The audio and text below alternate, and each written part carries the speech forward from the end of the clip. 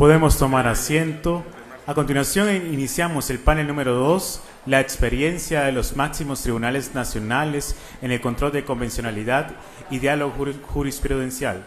Por lo cual, paso la palabra al juez Eduardo Ferrer MacGregor Poisot, vicepresidente de la Corte Interamericana de Derechos Humanos. Muy buenas tardes a todas y todos.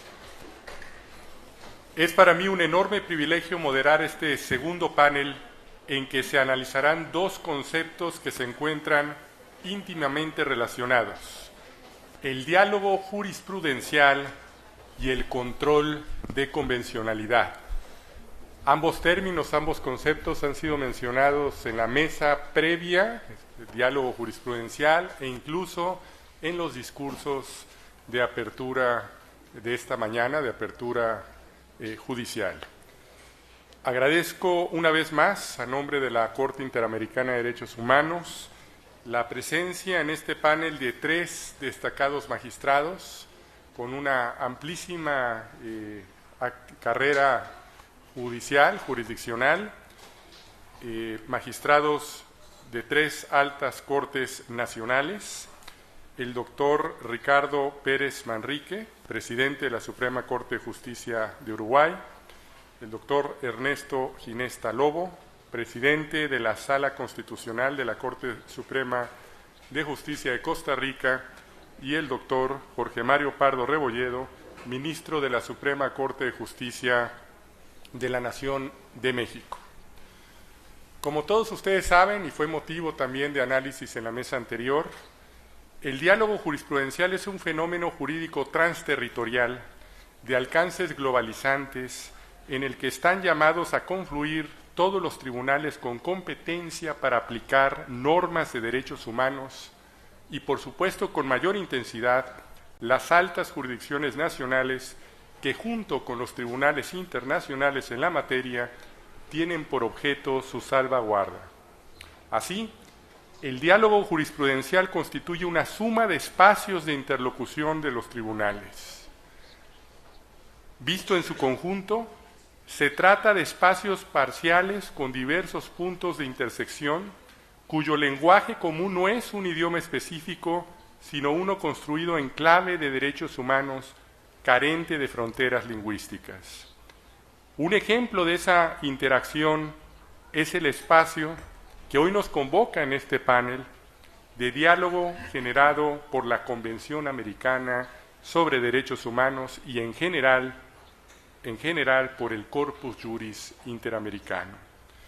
Respecto a este espacio regional de intercambios dialógicos, la Corte Interamericana ha reiterado que, si bien la protección internacional resulta de naturaleza convencional coadyuvante o complementaria de la que ofrece el derecho interno de los Estados americanos, como se expresa en el preámbulo del Pacto de San José, lo cierto es que para poder realizar un análisis valorativo del cumplimiento de determinadas obligaciones internacionales, existe una intrínseca interrelación entre el análisis del derecho internacional y el derecho interno.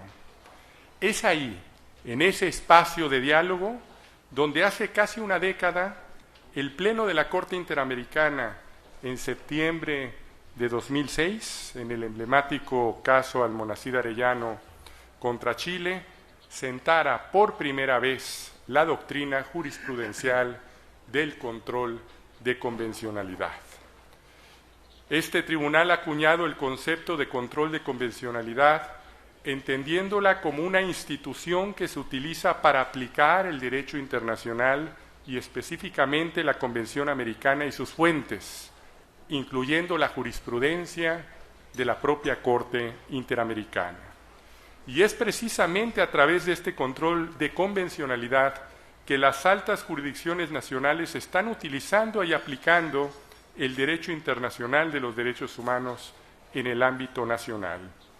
El control de convencionalidad se convierte de esta manera en un verdadero puente, por mencionar la feliz frase del expresidente don Sergio García Ramírez, entre el derecho nacional y el derecho internacional, o como una viva interacción, como también el expresidente García Sayán suele mencionar. Y obviamente este control de convencionalidad se está aplicando con las particularidades de cada sistema nacional. Precisamente este panel tendrá por objeto advertir la experiencia en la aplicación concreta del control de convencionalidad en 3 países de la región: Uruguay, Costa Rica y México. Me voy a permitir ceder la palabra en el mismo orden que está anunciado en el programa, no sin antes advertir al público que se abrirá un espacio de preguntas y respuestas por escrito para que, por conducto de las papeletas que se están repartiendo, se van a repartir, puedan formularlas. Cedo, pues, entonces la palabra al doctor Ricardo Pérez Manrique, presidente de la Suprema Corte de Justicia de Uruguay. Buenas tardes a todos y a todas. Es para mí un honor estar en este ámbito.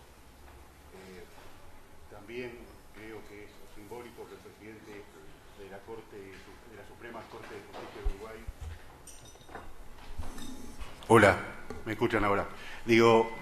Saludaba y decía que creo que tiene un valor simbólico que el presidente de la Suprema Corte de Justicia de Uruguay esté hoy aquí.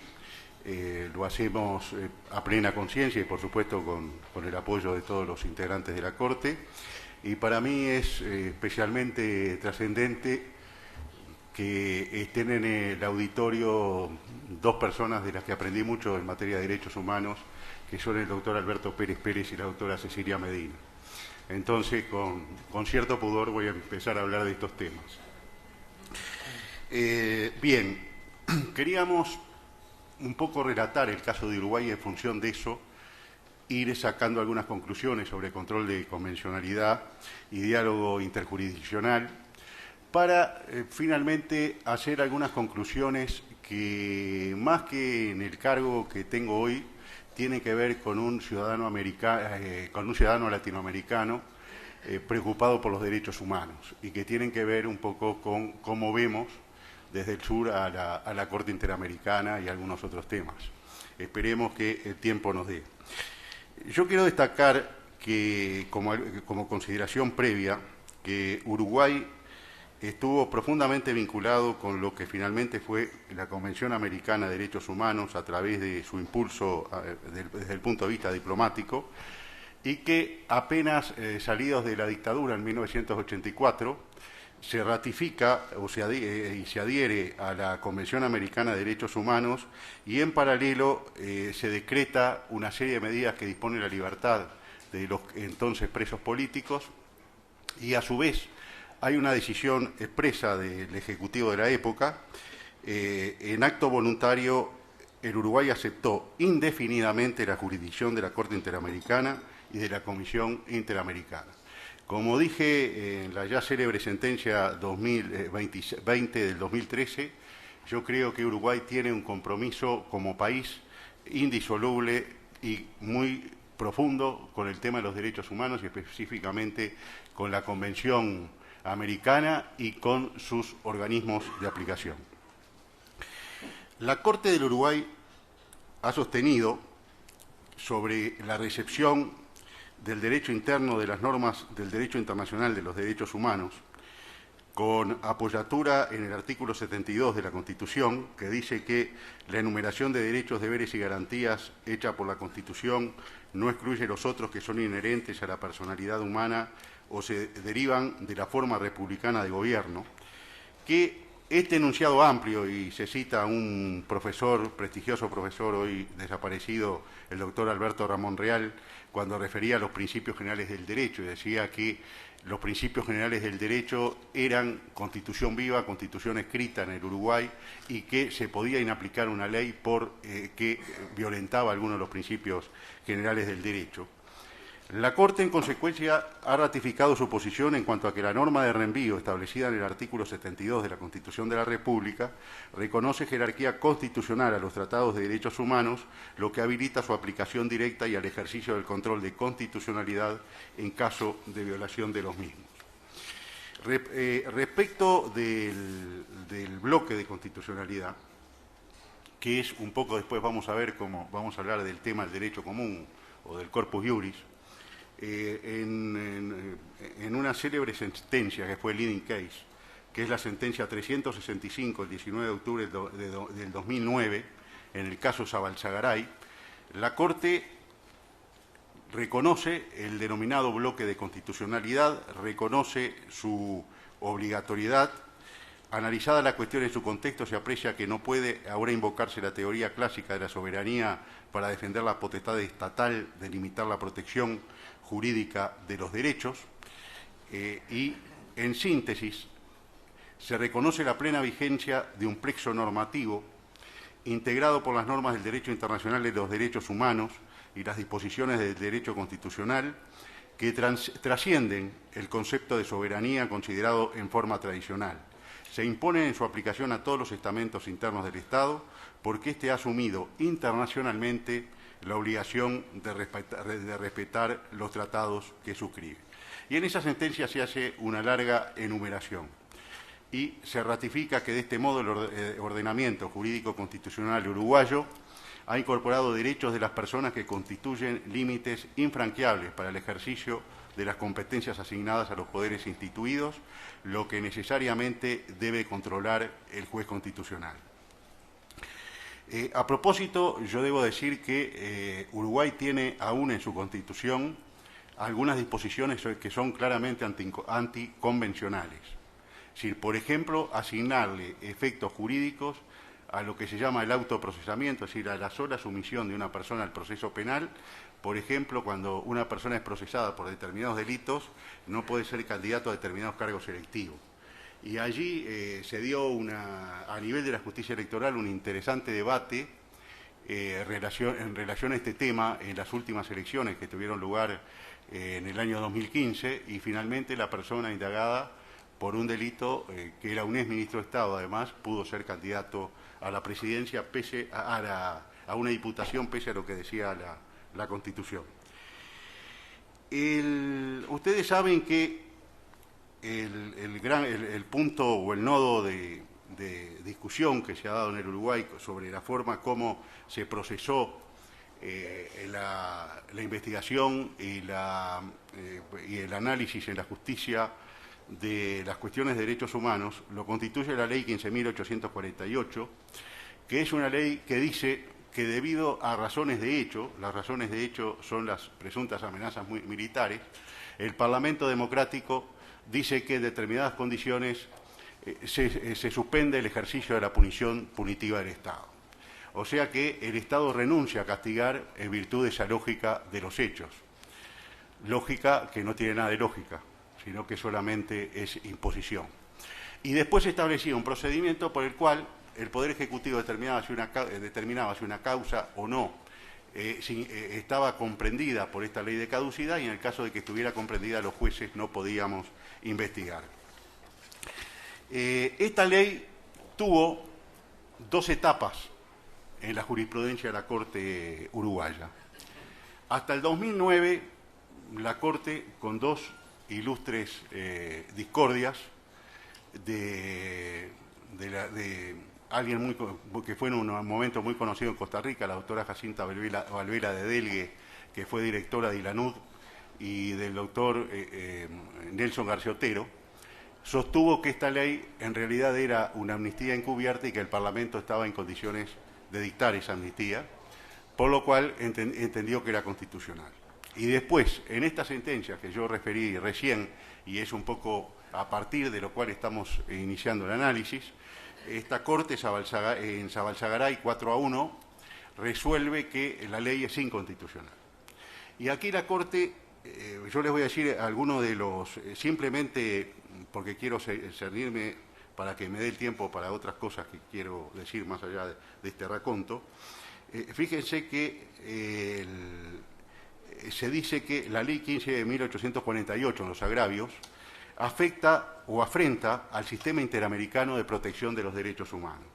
Y se dice que están violados el artículo 1.1, obligación de respetar los derechos, el artículo garantías judiciales, artículo 8.1, protección judicial efectiva, artículo 25 en toda su extensión, y se citan una cantidad de precedentes en los cuales había una posición contraria al tema de que estos delitos prescribieran y a que no pudieran ser juzgados. Entonces, a partir de 2009, es decir, de dictada la sentencia de 2009, después vamos a ver exactamente la fecha, la Corte resuelve que es inconstitucional la ley de caducidad de la pretensión punitiva del Estado. La ley 15.848 se puede decir que desde su aprobación hasta octubre del 2009 fue considerada constitucional, y a partir de octubre del 2009, mes y año de Zabalzagaray, hasta que con dicha fecha es declarada inconstitucional por la Suprema Corte de Justicia. Este es el panorama que había en el Uruguay. El 24 de febrero del 2011, o sea, casi 2 años después, la Corte falla el famoso tema Hellman. No voy a hablar ni mucho menos de la sentencia de la Corte, simplemente a decir que cuando adviene la sentencia de la Corte, la Suprema Corte de Justicia del Uruguay había declarado inconstitucional la ley de caducidad. ¿Qué pasó cuando el Estado uruguayo recibe la condena en el caso Hellman? Se hicieron varias acciones tendientes al cumplimiento.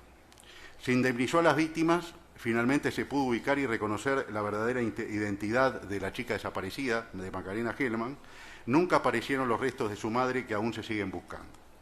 En sesión solemne de la Asamblea General, o sea, las 2 cámaras del Parlamento reunidas, los 3 principales representantes de los 3 poderes, los representantes de los 3 poderes del Estado, Ejecutivo, Legislativo y Judicial, admitieron la responsabilidad del Estado en las cosas que habían sucedido, las violaciones a los derechos humanos que habían sucedido durante el gobierno de Hechos.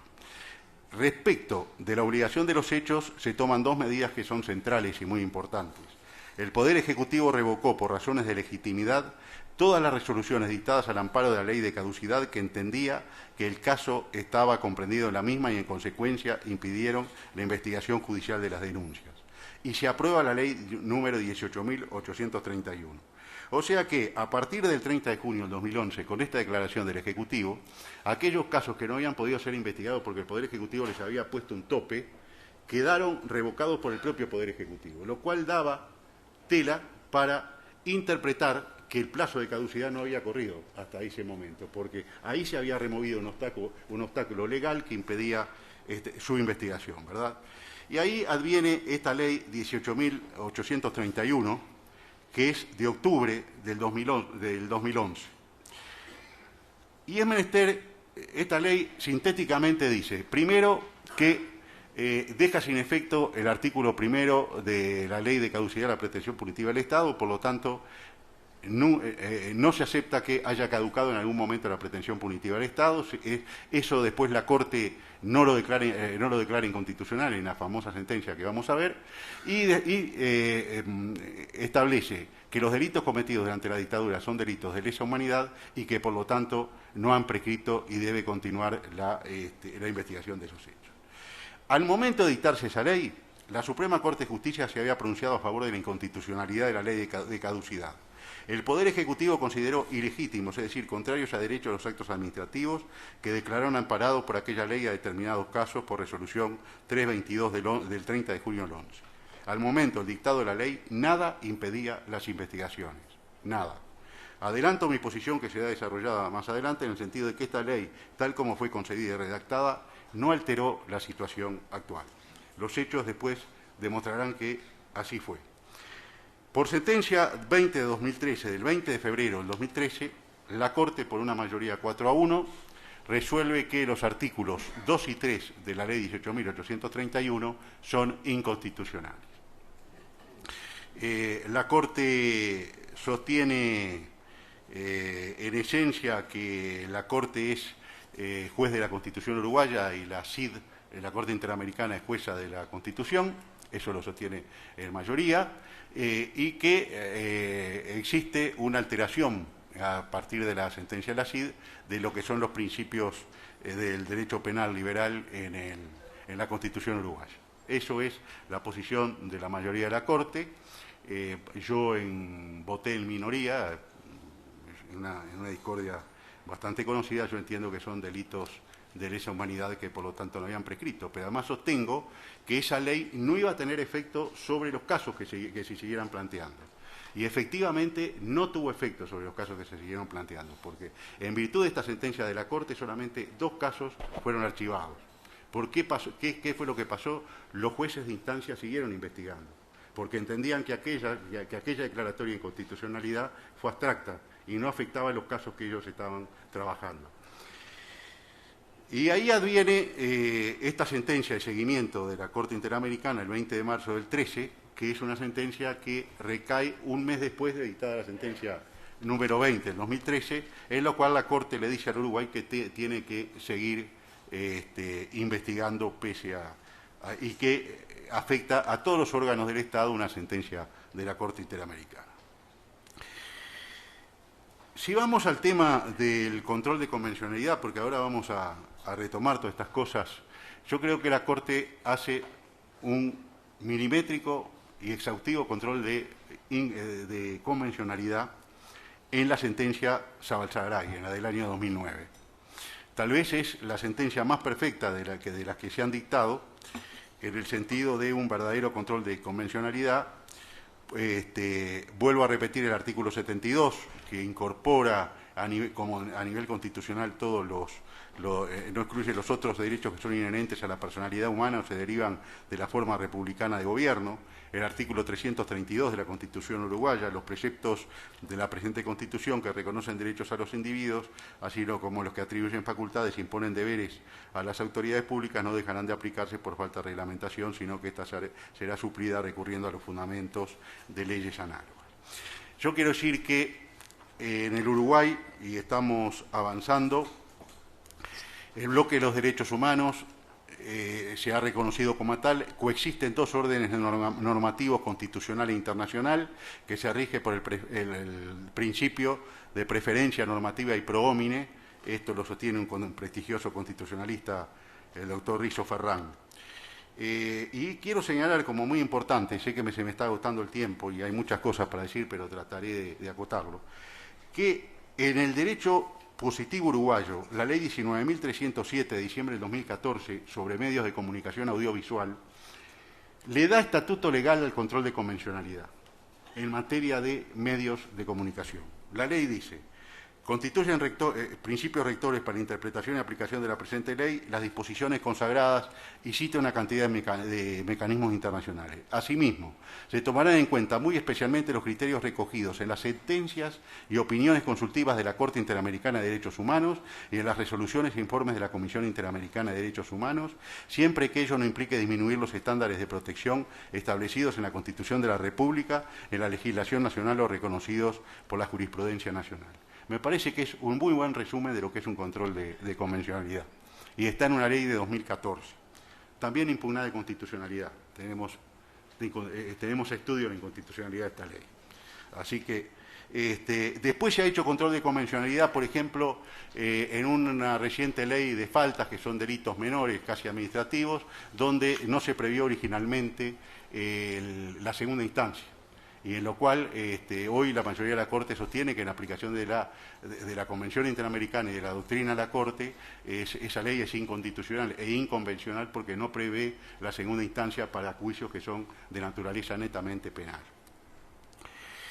En cuanto a la obligatoriedad de los fallos de la Corte, yo creo que el compromiso de Uruguay con la Corte Interamericana, que ya tiene décadas, hace que los fallos sean obligatorios tanto en su contenido como en sus fundamentos, tanto en sus fallos como en sus fundamentos. Y quiero destacar, y acá voy a tratar de empezar a redondear con algunas cosas que quería decir y que el tiempo se me ha ido rapidísimamente. Yo creo que hay un corpus juris, un derecho común que tiene normas de origen internacional y normas de origen nacional. Y que allí el principio de pro hominis es decisivo en cuanto a la forma como eso se armoniza y cómo ese corpus juris tiene que actuar como un sistema de derecho de una manera ordenada y sin contradicciones, y que cuando hay contradicciones el principio pro homine es la guía que nos permite salir adelante. Y hay que buscar llaves de acceso entre un sistema y otro. En mi discordia, en el caso de la ley de 18.831, yo entendí que había una llave que permitía vincular lo que estaba diciendo la Corte Interamericana, o el hecho que eran delitos imprescriptibles, con la propia Constitución uruguaya. Y hay un artículo que está en la Constitución uruguaya de 1830, que fue la primera, que hoy tiene el número 239.1, que le asigna competencia a la Corte para juzgar delitos contra el derecho de gentes. Y para mí esos son los derechos, esos delitos que son internacionales, imprescriptibles, que son reconocidos porque resisten a la razón como delitos y que nadie puede decir que no lo son. Creo que esos son los delitos de lesa humanidad. Entonces yo creo que en el Uruguay esta ley no innovó porque ya teníamos delitos de lesa humanidad, no teníamos descritos los tipos penales, pero sí los tipos penales que estaban en el Código Penal Ordinario se convertían en delitos de lesa humanidad por haber sido cometidos en época de dictadura y con abuso de la autoridad del Estado. Entonces esa fue la vía que me parece, y acá viene un poco el resumen de una cantidad de cosas que quería decir. ¿Cuál es la realidad de hoy? La realidad de hoy es que la Corte uruguaya, que dijo que aquellos delitos eran imprescriptibles, y lo dijo de manera abstracta, cuando tuvo que juzgar los casos en casación de prescripción de la acción penal contra de delitos cometidos en la época de la dictadura, la Corte hoy tiene una mayoría 3-2 de entender que estos delitos no han prescripto. Es decir, se mantiene mi posición de que son delitos de lesa humanidad. Hay otro ministro que se integró el año pasado, el doctor Uní, que sostiene como yo, o yo sostengo como él, para ser modesto, que son delitos de lesa humanidad. Y hay un tercer ministro que entiende que el plazo de prescripción no corrió porque había un impedimento legal para hacer efectiva las investigaciones y aplicar la justicia al caso concreto. ¿Qué es lo que quiero decir con esto? Lo que quiero decir es que, en definitiva, el hecho que estos delitos no podían prescribir está siendo hoy reconocido en el derecho uruguayo. Quiero decir que las formas típicas o tradicionales de diálogo jurisprudencial tal vez puedan, a veces, seguir meandros distintos, seguir otros carriles, pero lo importante es que estos estándares de derechos humanos no se ven afectados. Y que se mantenga la posibilidad, en este caso, de seguir adelante en esta línea. Como en una cantidad de aspectos, la Corte uruguaya aplica decisiones y cita continuamente jurisprudencia de la Corte Interamericana. Yo simplemente quiero cerrar estas palabras porque sé que estoy prácticamente con el tiempo justo. Quería... Si me da 3 minutos, señor moderador, 3 minutos. Dos minutos. Muy bien. Mirando el horizonte, desafíos y futuro. El control de convencionalidad y el diálogo jurisprudencial están en el centro del debate actual de los derechos humanos, como dice el título de este seminario, en un mundo globalizado. Hace poco salió un artículo de un profesor uruguayo de Derecho Constitucional, Rubén Correa Freitas, donde, en una imagen que a mí me gustó mucho y se las quiero transmitir a ustedes, compara al Monacid Arellano y otros versus Chile de 2006 con Marbury versus Madison de la Suprema Corte de Estados Unidos de 1803, en cuanto a que son fallos augurales que marcan un año, un antes y un después, primero en el control de constitucionalidad y ahora con la creación del control de convencionalidad. Yo creo que estuvo planteado permanentemente en el otro panel las dificultades de un tribunal internacional desde el punto de vista financiero para sostenerse, las dificultades para aplicar las sentencias que existen. Sabemos que es un momento complicado en la región para que algunos aspectos de algunas sentencias sean respetadas y, en definitiva, los jueces siempre estamos guiados por un norte que es la garantía de los derechos, que los estándares de los derechos y obviamente los derechos humanos sean muy altos, pero también con la dosis de prudencia y de sagacidad necesaria para que el fin último, que es la aplicación de los derechos, no resulte frustrado y que inclusive estos estándares sigan expandiéndose como evidentemente está pasando en América Latina. Muchas gracias.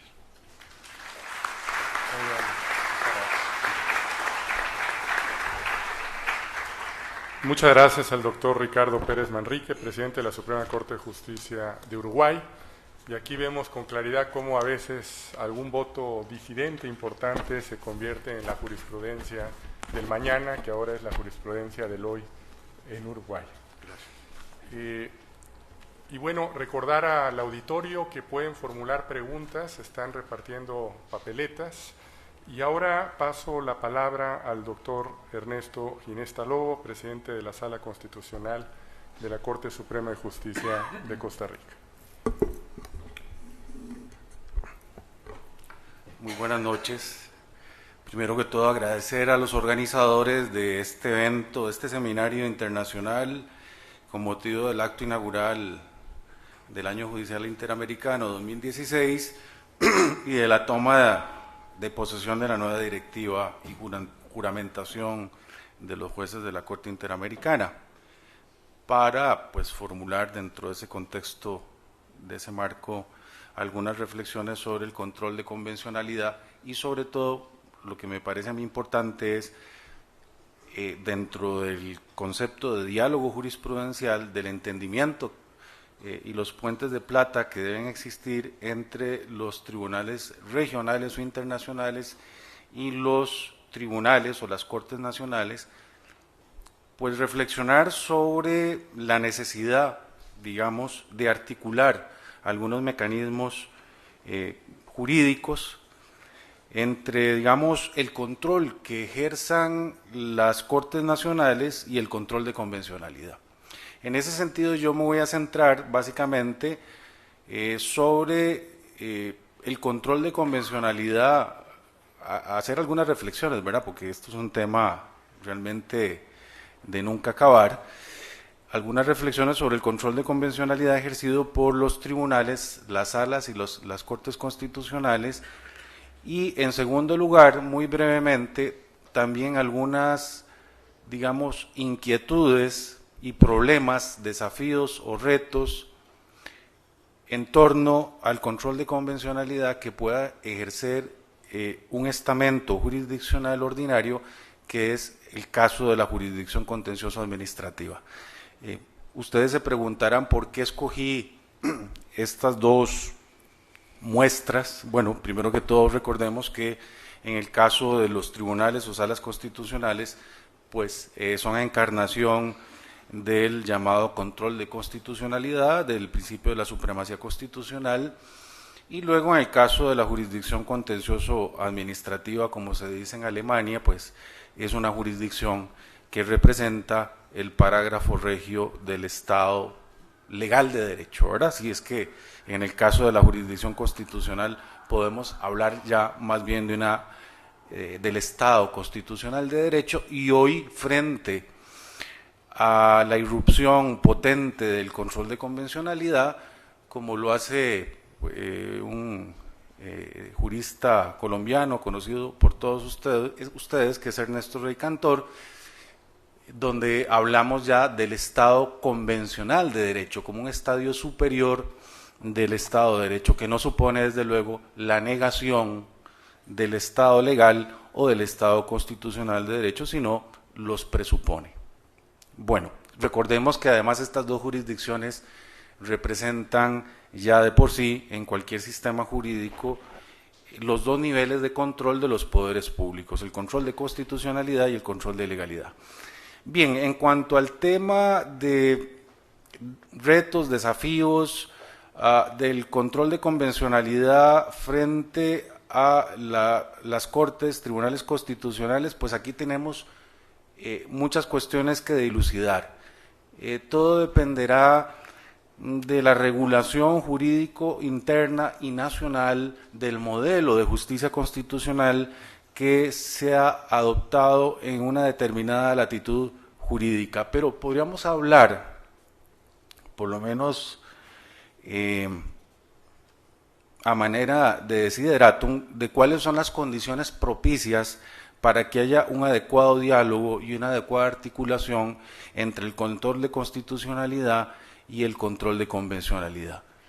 Empezaríamos diciendo que es indispensable que el ordenamiento jurídico nacional contemple la constitucionalización del parámetro de convencionalidad, es decir, que haya una cláusula constitucional que diga que ese corpus iuris interamericano tiene rango constitucional. Mucho más óptimo si existen cláusulas constitucionales que le reconocen al corpus iuris interamericano, al bloque de convencionalidad, un rango supraconstitucional, como ya es la tónica en algunos países de América Latina, que todos recordamos con constituciones modernas, como el caso de Ecuador, el caso de República Dominicana.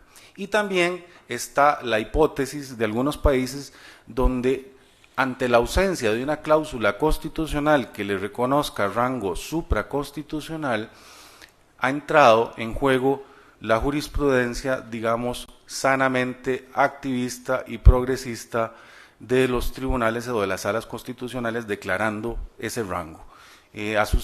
Así ha sucedido en el caso costarricense, donde muy tempranamente la Sala Constitucional de la Corte Suprema, desde el año 90, un año después de su entrada en funcionamiento, de su creación, ya decía que por aplicación de la cláusula más favorable, indubio pro homine, indubio pro libertate, evidentemente el parámetro de convencionalidad, si ofrece un umbral superior de protección, tiene un rango incluso supraconstitucional.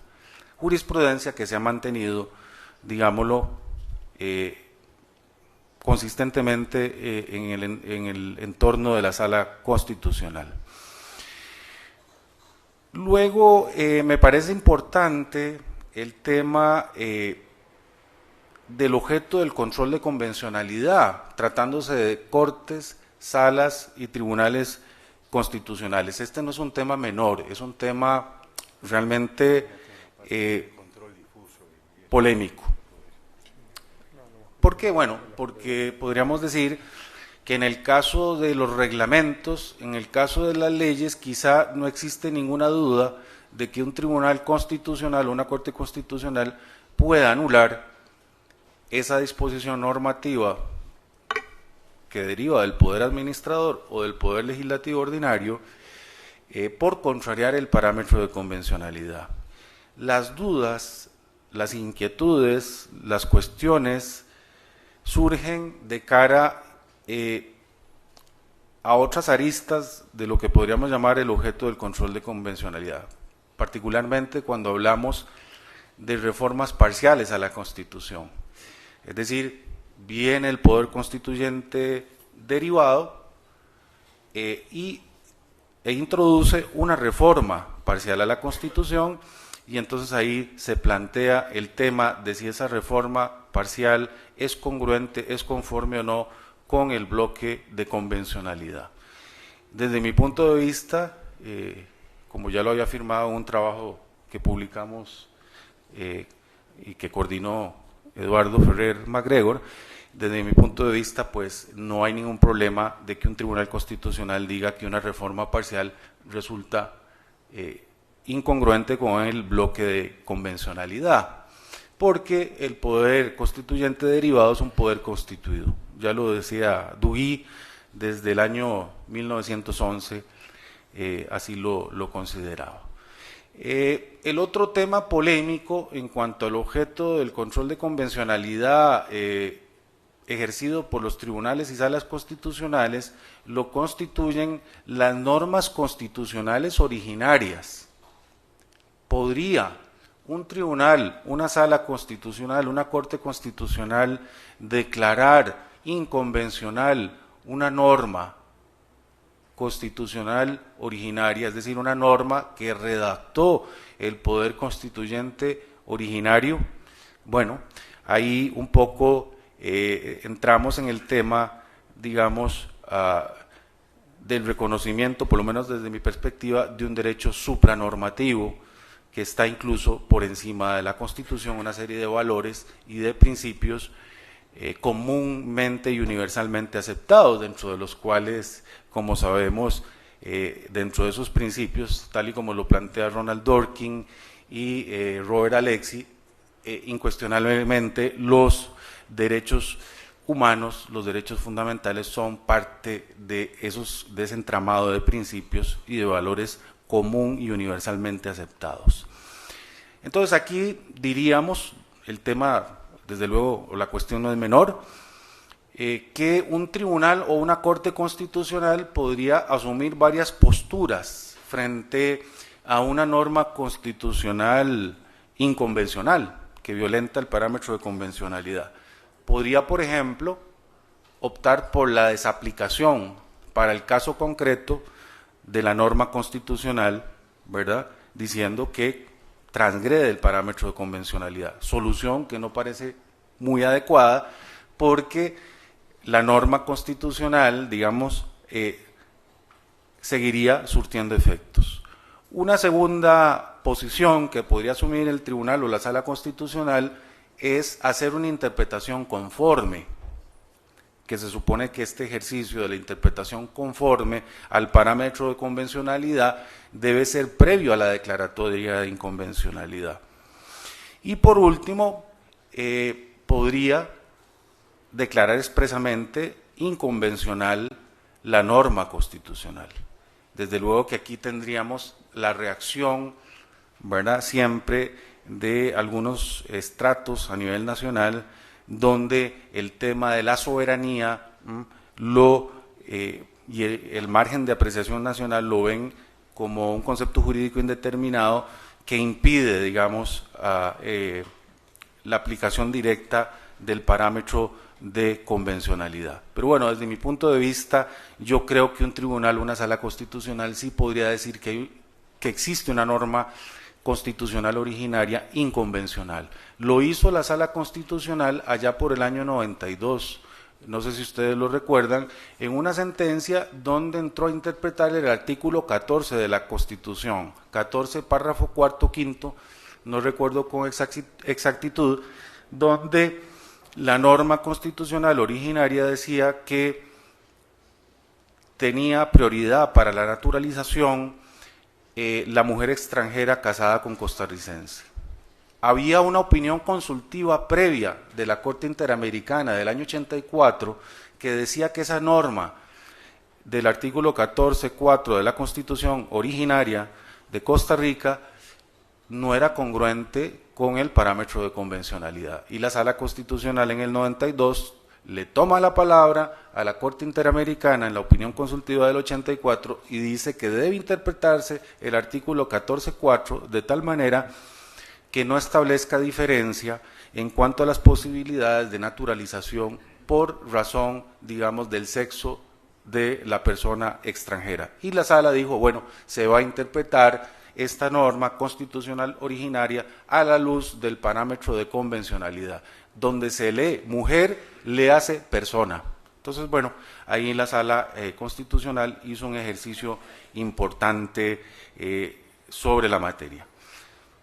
Otro punto que me parece muy relevante en el tema de la articulación del control de convencionalidad, el control de constitucionalidad, es la temática de las omisiones inconvencionales. Muchas veces los tribunales constitucionales, habida cuenta que ahora hay que hacer un control de convencionalidad ex oficio, tal y como lo ordenó y lo impuso la Corte Interamericana, se enfrenta al tema de una omisión inconvencional.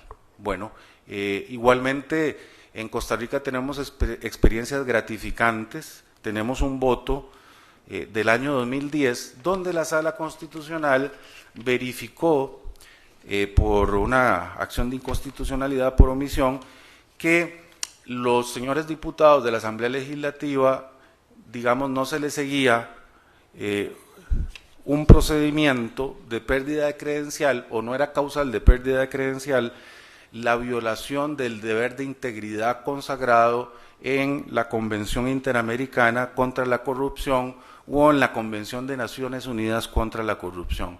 Y la Sala Constitucional le ordenó en el plazo de 36 meses a la Asamblea Legislativa introducir una reforma parcial a la Constitución para que la violación del deber de probidad por los señores y señoras diputados sea causal de la pérdida de la credencial. Bueno, una sentencia un poco polémica también, porque ahí es la discusión acerca de hasta dónde puede llegar un tribunal constitucional en materia de control de constitucionalidad. Pero vean que se utilizó el parámetro de convencionalidad para decir que había una omisión inconvencional.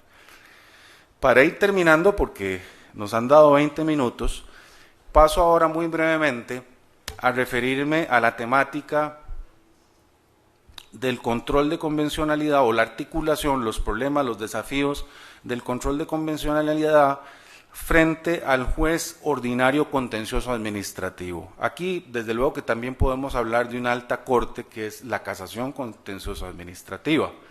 Pero bueno, yo creo que hay que hablar un poquito de cuestiones de articulación necesaria.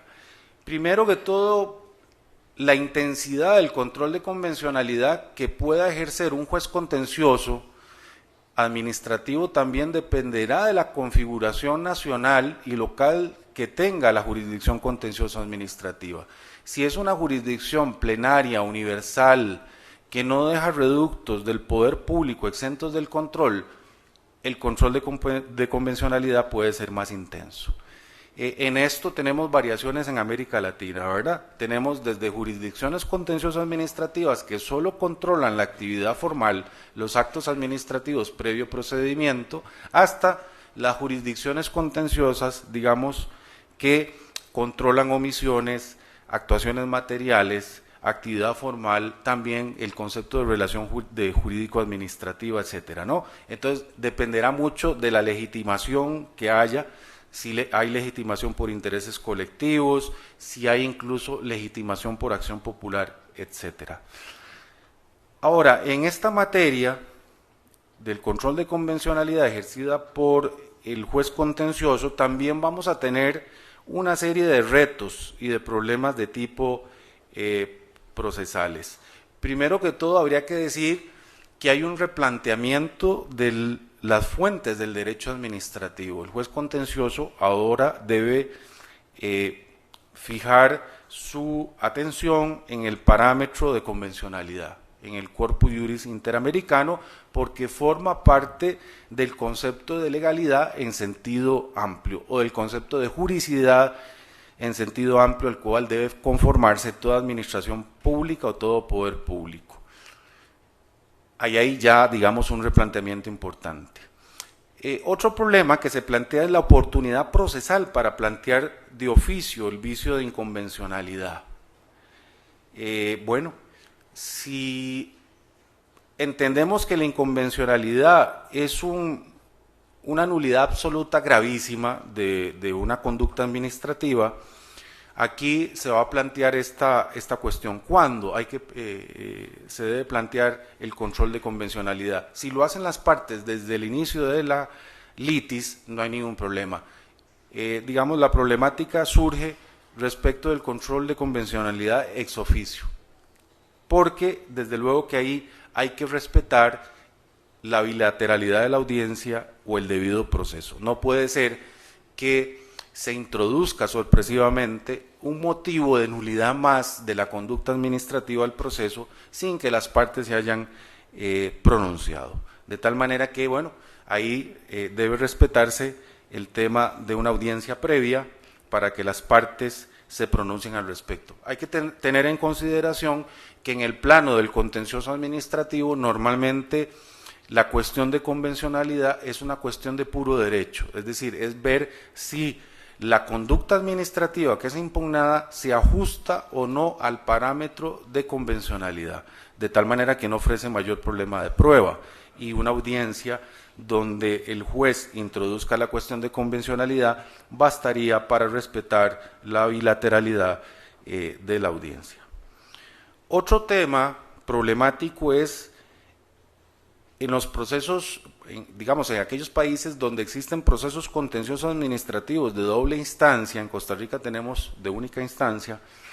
¿Cuándo debe plantearse la cuestión de convencionalidad?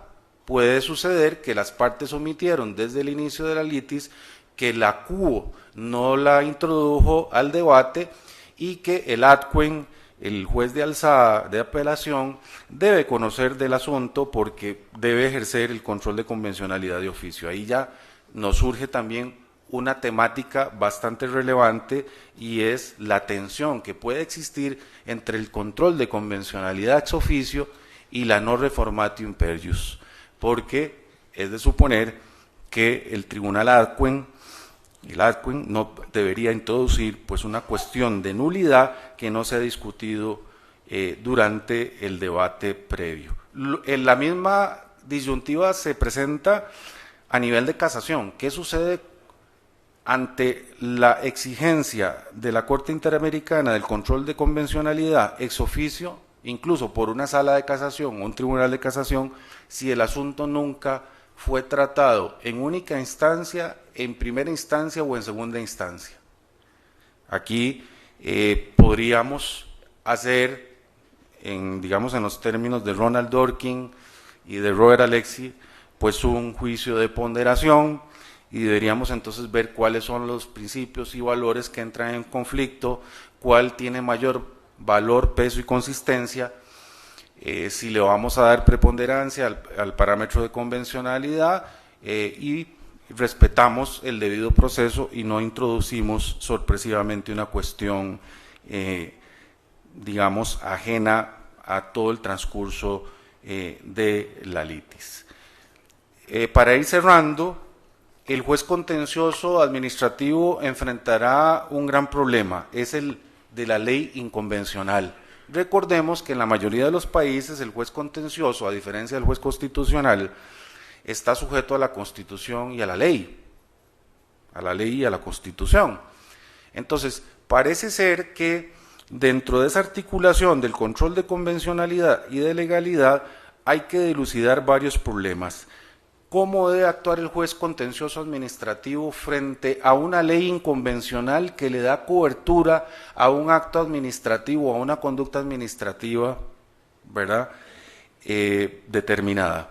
Bueno, parece ser que podría optar por tres vías: desaplicar la ley inconvencional.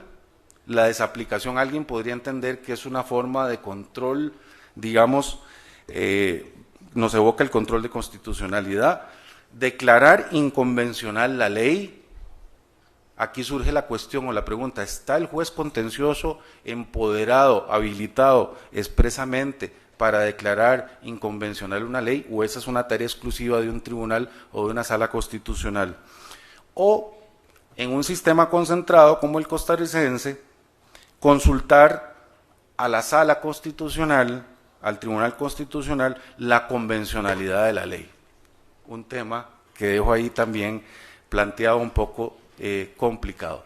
En definitiva, y para concluir, vean ustedes que en este tema de la articulación del control de convencionalidad, el control de constitucionalidad y de legalidad a nivel nacional, siempre van a surgir tesis dispares, y van, digamos, ustedes lo han visto recientemente en el caso de la Sala Constitucional con motivo de la fecundación in vitro, donde existen dos posturas claramente diferenciadas. Yo creo que en general podemos decir que los jueces pueden, digamos, asumir la frase de aquel publicista clásico alemán, George Jelinek, que en un momento determinado, obviamente ya las cosas han variado mucho, dijo que en el derecho todo pasaba por la soberanía, pero yo diría que hoy día en el derecho todo pasa por los derechos humanos y por los derechos fundamentales. De tal manera que aquí vamos a tener siempre una tensión tremenda entre la soberanía y los derechos humanos y los derechos fundamentales. Y en general, la articulación del control de convencionalidad con los controles de constitucionalidad y de legalidad dependerá de la postura que asuma un juez en esa temática. Muchas gracias, buena tarde.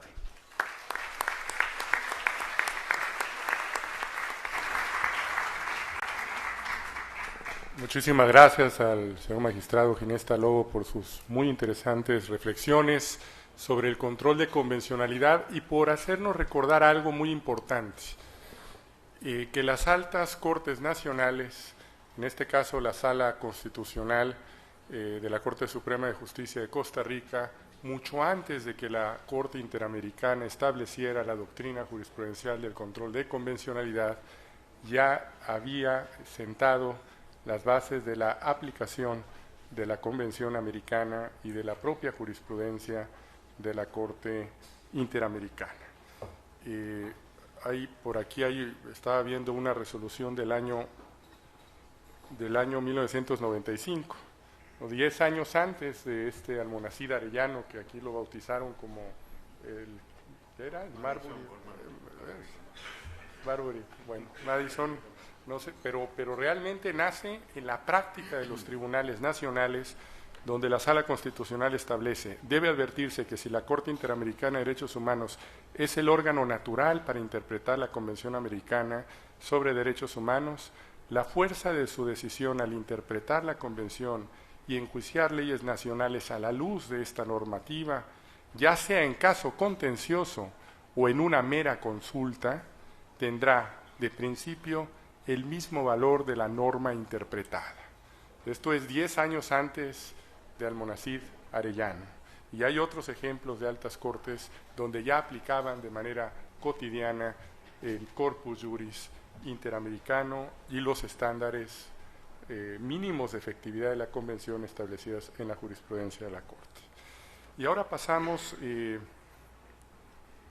la voz al doctor Jorge Mario Pardo Rebolledo. Él es ministro de la Suprema Corte de Justicia de la Nación de México, no sin antes pedirle atentamente si envía un saludo afectuoso de esta Corte Interamericana al señor ministro presidente de la Suprema Corte de Justicia de la Nación, el ministro Luis María Aguilar Morales.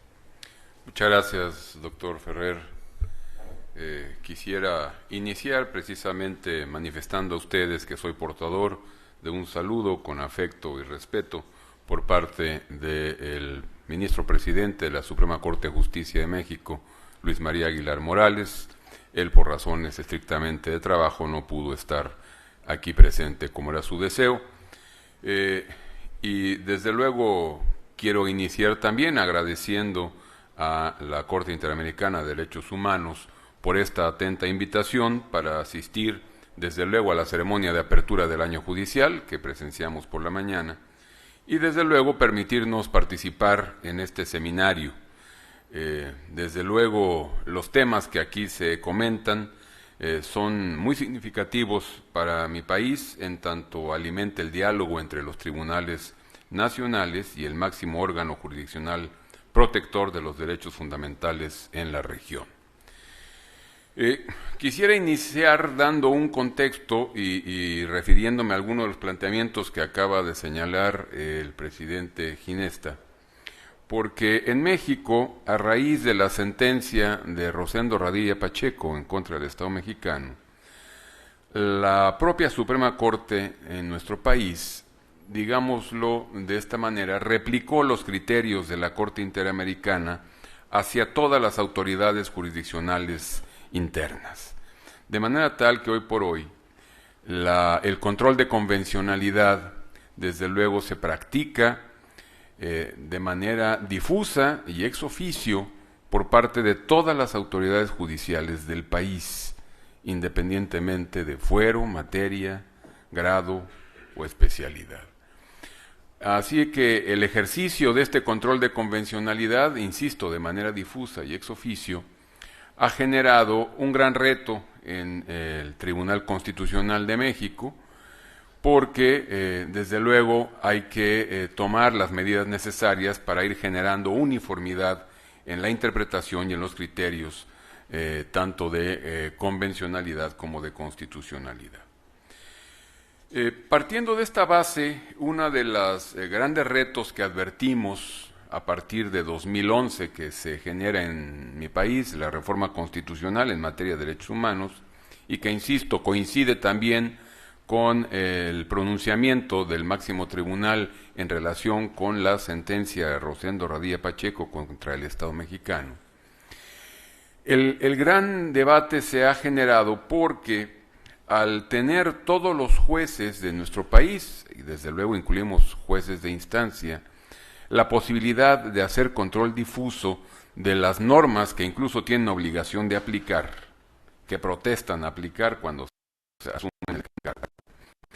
El problema se ha presentado en determinadas materias, como por ejemplo la materia civil o la materia mercantil, en donde existe un conflicto entre partes iguales y la obligación del juzgador, desde luego, es siempre mantener la imparcialidad en el proceso y garantizar la objetividad en el análisis de las cuestiones que le son planteadas. En el caso de esta Corte Interamericana, los conflictos siempre son entre un Estado y un particular. Y ahí no hay tanto problema porque el único que es titular de derechos humanos, pues es una de las partes y no la otra. Cuando tenemos partes de la misma naturaleza, cuando existe esa igualdad entre las partes, se presenta un conflicto al momento de la protección de los derechos humanos de las partes, porque si el juez se empeña mucho en la protección de los derechos de una de las partes, normalmente va a afectar los derechos de la parte contraria.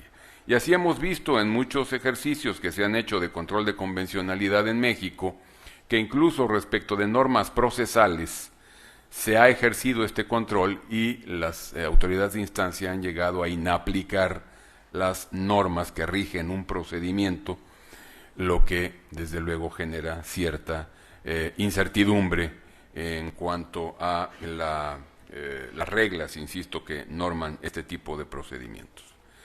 Yo quisiera compartir con ustedes algunos casos concretos, no de autoridades de instancia, sino a casos concretos en los que la Suprema Corte de Justicia de México ha hecho control de convencionalidad. Compartir las experiencias, yo quisiera aprovecharlo refiriéndome a casos muy concretos que hemos resuelto en el Tribunal Constitucional de México. Quisiera iniciar con un caso que conoció la primera sala de la Suprema Corte de Justicia de México, en donde se trata de un recurso interpuesto por integrantes de un grupo indígena en el estado de Sonora, en México. Los representantes de esta comunidad reclamaron que la autoridad administrativa no les concedió derecho de audiencia para discutir un proyecto para la construcción de un acueducto en ese estado. Se consideraba este grupo indígena que la construcción de ese acueducto les afectaba en el suministro de agua que ellos deberían recibir para su propio trabajo de agricultura y para su propio consumo. En las autoridades de instancia se estimó que la queja no resultaba procedente por dos motivos fundamentales. Primero, que los miembros de esta comunidad indígena únicamente habían acreditado su pertenencia a la tribu, pero no su carácter de representantes de todo el grupo. Y en segundo, que el acueducto, que se estaba impugnando su funcionamiento, no constituía un acto privativo por el cual se debería otorgar audiencia previa a la comunidad quejosa, debido a que no versaba sobre sus derechos reales o bienes de su propiedad. La interpretación que prevaleció en el recorrido judicial de este asunto antes de su llegada a la Suprema Corte ignoró la evolución que ha alcanzado la protección de los derechos fundamentales de pueblos y comunidades indígenas, y desde luego la Suprema Corte de nuestro país al momento de entrar al análisis de esta problemática, desarrolló una interpretación que consideramos más protectora y que desde luego favoreció al grupo indígena quejoso. La Suprema Corte invocó el convenio 169 de la Organización Internacional del Trabajo sobre pueblos indígenas y tribales en países independientes y estimó que en los artículos 6, 7 y 15 de este convenio se prevé la obligatoriedad de las autoridades de consultar con los pueblos indígenas mediante procedimientos apropiados aquellas medidas de carácter legislativo o administrativo que sean susceptibles de afectarles directamente. Se resaltó que el convenio habla de la necesidad de consulta ante la eventualidad de producir una afectación, es decir, no requiere actualizarse la afectación de facto, sino que basta con la simple posibilidad de dicha afectación. Se dijo que esta consulta tiene la finalidad de que se escuchen argumentos y razones de ambas partes para llegar a decisiones correctas. También la Suprema Corte recordó que los criterios que ha establecido esta Corte Interamericana de Derechos Humanos en casos similares, en los que se refirió, por ejemplo, a la resolución dictada en el caso Pueblo Saramaca contra Surinam de 2007, en la cual esta Corte Interamericana desarrolló los parámetros mínimos que debe contener toda consulta. El primero, ser previa a la instrumentación de la medida; la segunda, ser culturalmente adecuada; la tercera, ser informada; y la cuarta, ser de buena fe.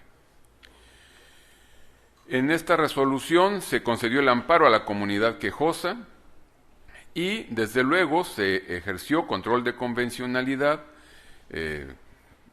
al invocar el convenio de la Organización Internacional del Trabajo, suscrito por el Estado mexicano, y desde luego se atendió al diálogo jurisprudencial con esta Corte Interamericana de Derechos Humanos. Este es uno de los casos en los que se ha hecho este control y se ha atendido este diálogo. Quisiera referir otro muy rápidamente, relacionado con los temas de justa indemnización y reparación integral. Todos estos los tomo también de resoluciones que han llegado a la Suprema Corte, algunas en facultad de atracción por la trascendencia de los temas que implican. En este caso diferente que quiero comentarles, se trata de una controversia en la que una persona en calidad de pasajero de una aeronave demandó de la línea aérea correspondiente el pago de una indemnización por responsabilidad civil y daño moral, derivados de un accidente de la propia aeronave que le ocasionó una incapacidad laboral total permanente por daños fisiológicos de carácter cardíaco, traumatológico y neurológico, teniendo que seguir y someterse a múltiples tratamientos y recibir medicamentos de por vida. En nuestro país existe la Ley de Aeronáutica Civil, en cuyo artículo 62, Ley de Aviación Civil, que en su artículo 62 limita la responsabilidad, el monto de la responsabilidad de las líneas aéreas. Se analizó que esa limitación a la responsabilidad civil del transportista provenía del Convenio de Varsovia, que es la Convención para la Unificación de ciertas reglas relativas al transporte aéreo internacional, celebrado en 1929, en razón de que a principios de siglo pasado se buscaba consolidar una industria nueva. Es decir, la ley interna en nuestro país atendía a un principio establecido en un convenio de 1929 y desde luego se hizo el análisis respectivo. Y se estableció que desde luego las prioridades que en aquel momento se tomaron en cuenta ya no existían más en los tiempos actuales. Y se advirtió también que en las últimas décadas del siglo pasado, la jurisprudencia y la doctrina de diversos países se apartó de este sistema de Varsovia y en su lugar adoptó la Convención para la Unificación de ciertas reglas para el transporte aéreo internacional, celebrada en Montreal el 28 de mayo de 1999, también conocida como Convenio de Montreal, que entró en vigor el 4 de noviembre de 2003 y hasta enero de 2011 había sido ratificado por 102 países, desde luego incluido México. La característica más importante de este Convenio de Montreal es la eliminación de límites obsoletos referentes a la responsabilidad del transportista aéreo, los cuales comprenden las lesiones o muerte accidental de pasajeros, permitiendo al pasajero tener un resarcimiento económico integral por los daños sufridos.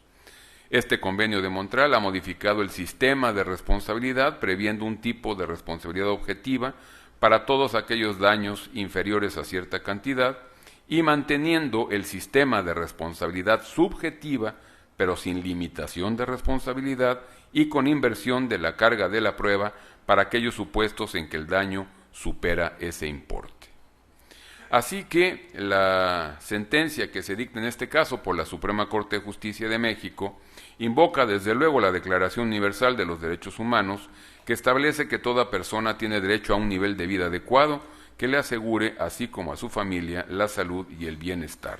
Desde luego se invocó la Convención Americana sobre Derechos Humanos, que impone en sus artículos 1, 5 y 63 a los estados el compromiso de garantizar el derecho a la integridad física, psíquica y moral de las personas y el derecho a una justa indemnización, y de la misma forma se hizo referencia al Pacto Internacional de Derechos Económicos, Sociales y Culturales, que en su artículo 11 impone en los estados la toma de medidas efectivas para reconocer el derecho de toda persona a un nivel de vida adecuado y una mejora continua de las condiciones de existencia.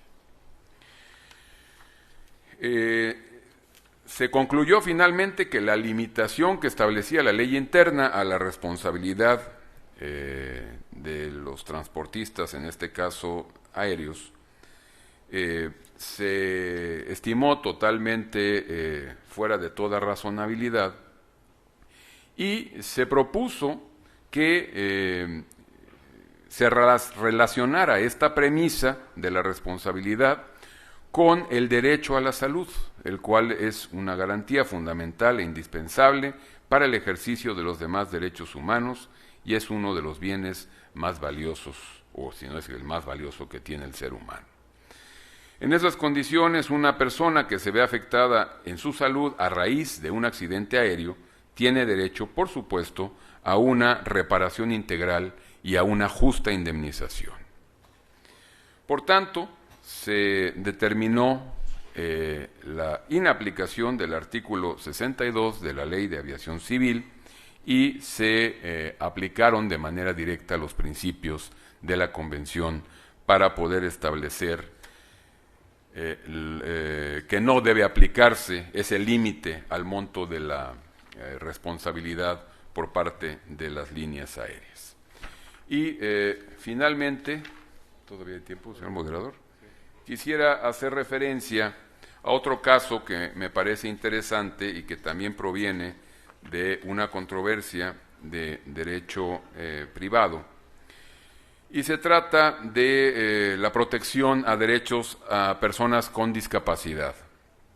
Este es un caso en el que una persona que vive en un régimen de condominio deja de pagar su cooperación, el mantenimiento respectivo para el servicio de áreas comunes, servicios comunes, y la Junta de Condóminos decide, porque no estaba recibiendo el pago del mantenimiento respectivo, decide suspenderle los servicios del elevador del edificio y de la luz a esta persona que no cumplía con sus cuotas de mantenimiento. Resulta que esta persona, su hija que vivía con ella, tenía un problema de esclerosis múltiple y desde luego no podía desplazarse por ella misma, tenía que estar en una silla de ruedas. De manera tal que era prácticamente imposible para la hija de esta persona, pues llegar a su departamento por las escaleras. Era indispensable el uso del correspondiente elevador. Este asunto pasó por las instancias ordinarias, Hubo alguna que fríamente dijo, pues si no pagas las cuotas de mantenimiento, no tienes derecho al acceso de esos servicios, y en pocas palabras le dijo, pues no sé cómo te la vas a arreglar para poder tener acceso a la vivienda. Finalmente el asunto llega a la primera sala de la Suprema Corte de Justicia y desde luego en un ejercicio de suplencia de la deficiencia de la queja, porque no venían los planteamientos tal cual. Se estimó desde luego que el hecho de que la Asamblea de Condóminos haya restringido tanto el uso del elevador como la energía eléctrica, si bien no pudieran constituir un hecho ilícito por el que proceda la acción de daño moral, sí restringió el goce de los derechos humanos de la quejosa. Lo anterior se estableció así debido a que esa intervención en la movilidad personal de la quejosa, además de afectar ese derecho humano, también transgredió el contenido del inciso B del artículo 19 de la Convención sobre los Derechos de las Personas con Discapacidad, que exige el asegurar que las personas con discapacidad tengan acceso a una variedad de servicios de asistencia domiciliaria y residencial que sea necesaria para facilitar su existencia y su inclusión en la comunidad y para evitar su aislamiento o separación de ésta.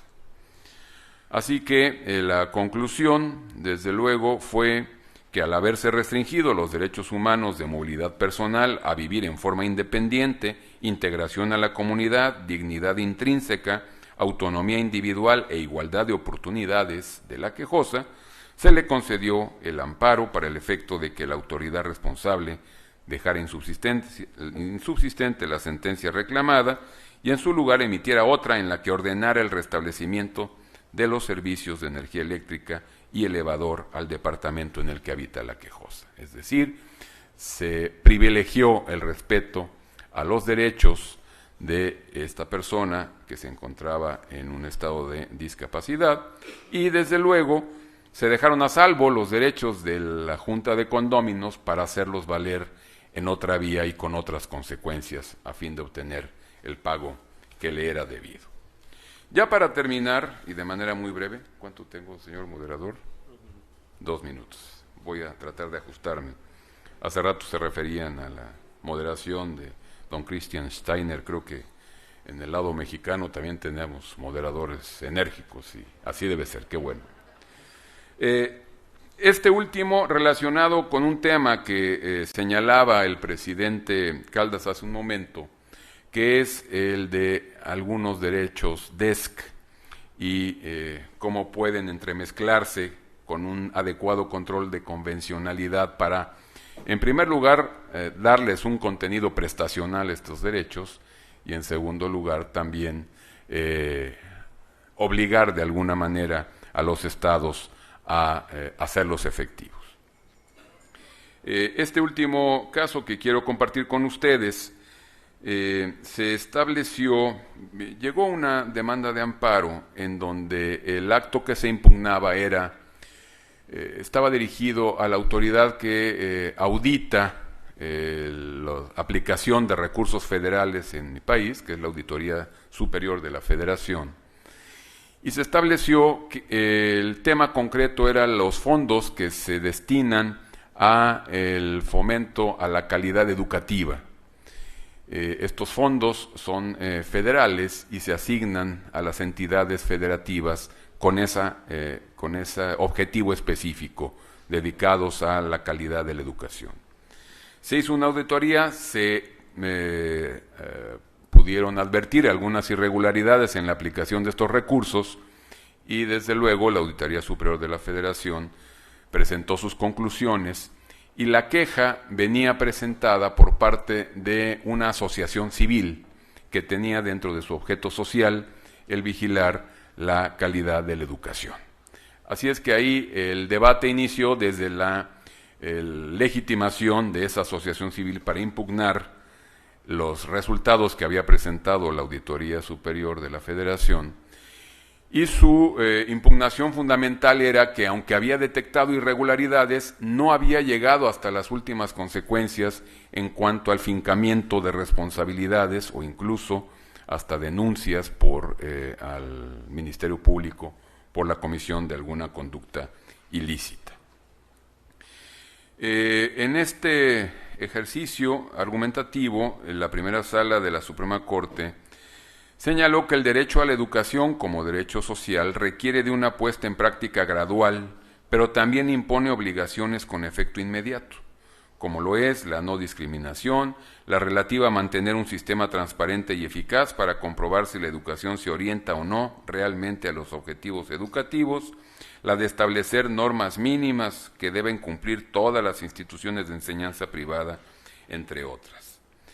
Se añadió que el derecho no puede ser efectivo si no se impone una vigilancia y atención al cumplimiento de esas obligaciones, la cual no solo compete al Estado, sino también a la sociedad civil, tal y como se dispuso en la Asamblea General de las Naciones Unidas, que proclamó en 1994 el Decenio de las Naciones Unidas para la Educación sobre Derechos Humanos.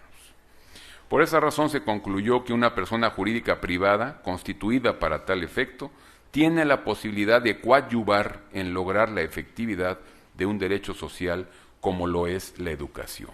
Partiendo de esta legitimación, se estableció que era procedente conceder el amparo para el efecto de que la autoridad que audita este tipo de operaciones llegara hasta las últimas consecuencias en cuanto a las irregularidades que detectó. Y desde luego, en este asunto se hizo el análisis del derecho a la educación con base, desde luego, en nuestro artículo 3º constitucional, pero también en los artículos 13.1 del Pacto Internacional de Derechos Económicos, Sociales y Culturales, del Protocolo Adicional a la Convención Americana sobre Derechos Humanos en materia de derechos económicos, sociales y culturales, y el 26.1 de la Declaración Universal de los Derechos del Hombre y 12 de la Declaración Americana de los Derechos y Deberes del Hombre. Estos son algunos de los casos en los que la Suprema Corte de Justicia de México ha realizado control de convencionalidad, tanto de actos como de normas de nuestro régimen interno, aplicando y desde luego contrastándolas con los principios de la Convención y de otros instrumentos internacionales aplicables al caso. Muchas gracias por su atención y por su tiempo.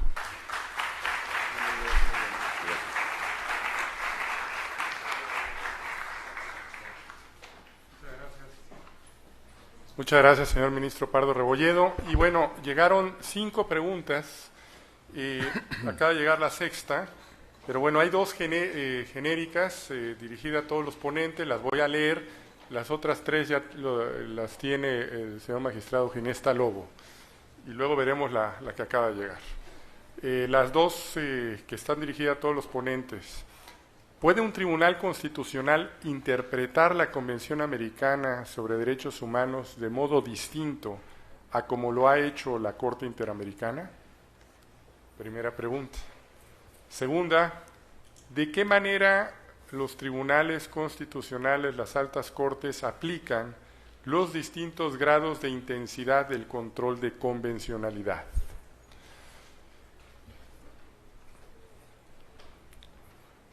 Podríamos empezar en el mismo orden. Señor presidente de la Suprema Corte de Justicia de Uruguay.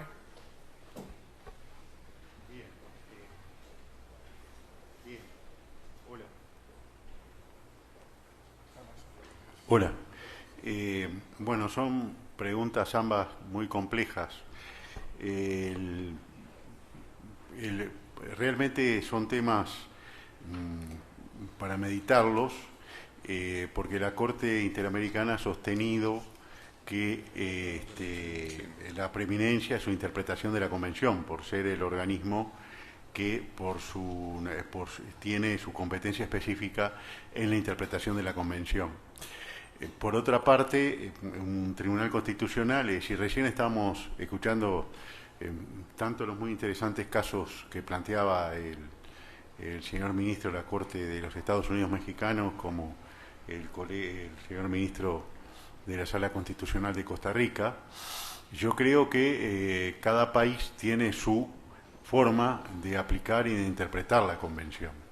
El tema sería si es justiciable ante la Corte. La pregunta que yo me planteo frente a esta duda de alguno de los presentes es si sería justiciable ante la Corte Interamericana el hecho de que un tribunal constitucional haya hecho una interpretación distinta de la convención a la que hizo la Corte.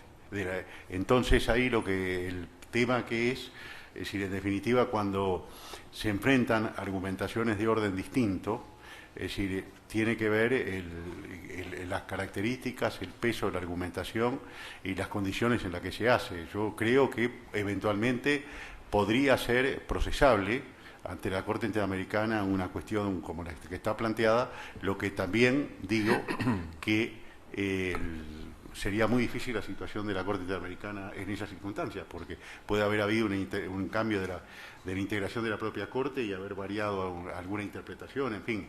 Quiero decir que es un tema bastante complicado. En cuanto a los distintos grados del control, yo creo que este también es un tema complicado y de difícil respuesta, porque y tiene que ver con la forma como nosotros capacitamos, primero, cómo los tribunales constitucionales efectúan ellos mismos sus controles de convencionalidad y, sobre todo, cuando el control de convencionalidad es difuso, cómo preparamos a los jueces de instancia para que apliquen los distintos grados del control de convencionalidad.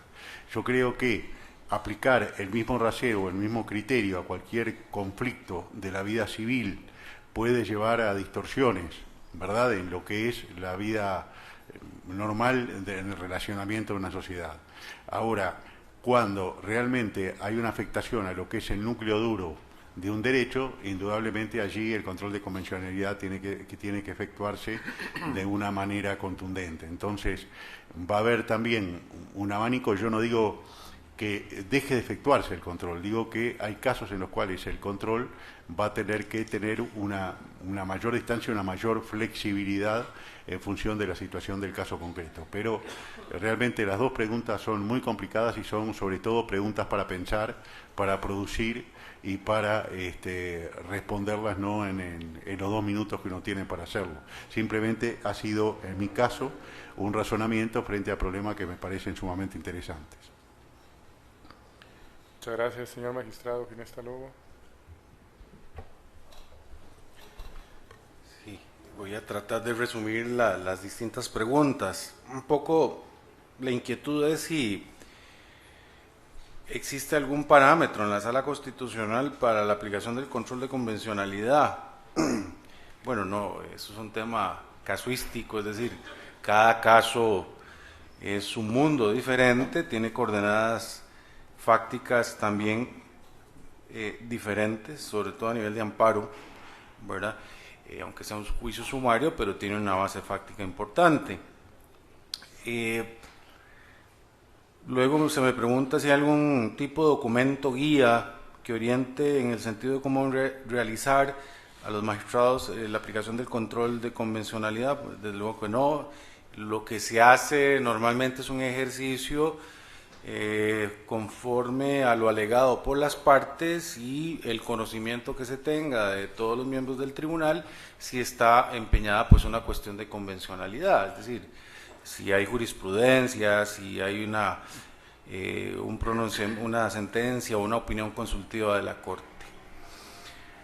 Luego se me pregunta que en el caso del poder reformador, del poder constituyente derivado, es que tiene facultades para dictar una ley referendaria, si eso podría ser eventualmente inconvencional. Igual, o sea, se aplica la misma tesis, así como el poder constituido formal, legislativo, o a través de la ley referendaria podría equivocarse y violentarse el parámetro de convencionalidad. Aquí lo que hay que estar seguros es de que tiene que haber una supremacía convencional, y aquí caigo un poco en alguna de las preguntas de tipo general. Yo creo que un tribunal nacional no puede interpretar, digámoslo, la convención en sentido opuesto o contrastante a lo que haya dicho la Corte Interamericana, porque la Corte Interamericana es el intérprete último y definitivo del corpus juris interamericano, ¿verdad? ejerce un control concentrado de convencionalidad. Los tribunales nacionales ejercemos un control difuso, ¿verdad? Muchas gracias, señor ministro Pardo Rebolledo. Gracias, señor juez MacGregor. Fred MacGregor. Quisiera referirme a las preguntas que se hicieron. La primera respecto de la posibilidad de que los tribunales nacionales realicen interpretación de la Convención. Me parece un ejercicio necesario en el control de convencionalidad. No podríamos esperar que tuviéramos un pronunciamiento de la Corte Interamericana respecto de la gran variedad de problemáticas que se nos presentan y la gran cantidad de temas que puede involucrar los asuntos que resolvemos cotidianamente. Me parece que no debemos ir en contra de un criterio progresista de la Corte Interamericana o que restrinja de manera indebida el derecho que esté en juego. Pero a mí me parece que la interpretación de los principios y de los postulados de la Convención deben ser un ejercicio cotidiano por parte de cualquier tribunal interno, insisto, siempre y cuando no contravengan algún criterio expreso de la Corte Interamericana, que en muchos países, incluyendo México, se ha reconocido que tiene una fuerza vinculatoria en la medida en que genere una protección más amplia en los derechos. Y en el punto de los distintos grados de control de convencionalidad, en nuestro país se estableció de manera muy práctica que, desde luego, el análisis o el contraste de una norma interna con la Convención o con cualquier tratado internacional, porque en nuestra Constitución se habla de cualquier tratado internacional que reconozca derechos humanos, debe hacerse con base en un procedimiento en el que la norma primero debe ser sometida a un análisis de interpretación conforme. Primero lato sensu, o a continuación stricto sensu, y solamente como último recurso llegar a la inaplicación de la norma por contravenir algún principio, alguna convención o tratado internacional que reconozca derechos humanos. Recibo una pregunta para su servidor por parte de Ciro Colombora, espero haberlo pronunciado bien. Se refiere a una sentencia dictada en 2012 sobre matrimonio igualitario en la Suprema Corte de Justicia de México, y me señala que en esa sentencia se cita el caso Atala de la Corte Interamericana de Derechos Humanos y jurisprudencia de la Corte Suprema de Estados Unidos, y me pregunta por qué no se adoptó el control de convencionalidad como criterio de la sentencia. Soy franco, no tengo presente este caso específico ni los argumentos que formaron parte del mismo, pero normalmente cuando hemos resuelto temas relacionados con matrimonios igualitarios se han invocado desde luego precedentes de la Corte Interamericana, pero también interpretación o ejercicio de convencionalidad con base en los principios de la propia Convención. Y una segunda pregunta, ¿los abogados litigantes invocan el control de convencionalidad como criterio de argumentación en los casos? Sí, a veces creo que hasta se descontextualiza un poco el planteamiento porque se señala prácticamente que cualquier norma es inconvencional. ¿Por qué? Pues porque resulta contraria a los intereses que represento, y desde luego esto me parece una exageración y me parece un punto al que no podemos llegar. Pero yo sí lo advierto, hoy por hoy, en la gran mayoría de los casos, en la parte argumentativa de los planteamientos, de las demandas, de los recursos, vienen, desde luego, planteamientos de inconvencionalidad de normas o de actos. Bueno, una última, ¿qué tipo de abogados lo hacen con más frecuencia? Los abogados de ONGs, los abogados del sector privado. Pues no tendría yo el dato, pero me parece que es una práctica generalizada actualmente en nuestro país. Gracias. Muchísimas gracias. Al contrario, ha sido una mesa espléndida de experiencias en los tribunales de las altas cortes nacionales, donde nos demuestra que el control de convencionalidad es un concepto vivo, es un concepto dinámico, es un concepto en desarrollo, Y es un concepto que creo, sinceramente, que su futuro no está en la Corte Interamericana, sino en las altas cortes nacionales y en general en toda la judicatura nacional, y que ahí va a estar el verdadero desarrollo en su aceptación y evidentemente en la aplicación cotidiana de la Convención Americana, del Corpus Juris Internacional y también de los estándares que de manera compartida los tribunales internacionales y las judicaturas nacionales están realizando. Hoy todos los jueces nacionales son jueces de convencionalidad y que al final lo que se pretende es el efecto útil de la Convención Americana y del Corpus Juris Interamericano en general y, por supuesto, la efectividad plena de los derechos humanos. Con esto damos por terminada la mesa, no sin antes convocarlos para el día de mañana a las 9 con el tercer panel sobre las miradas de expresidentes de la Corte Interamericana de Derechos Humanos, recuerdos, experiencias y desafíos. Con esto damos por concluido la jornada del día de hoy. Muchas gracias.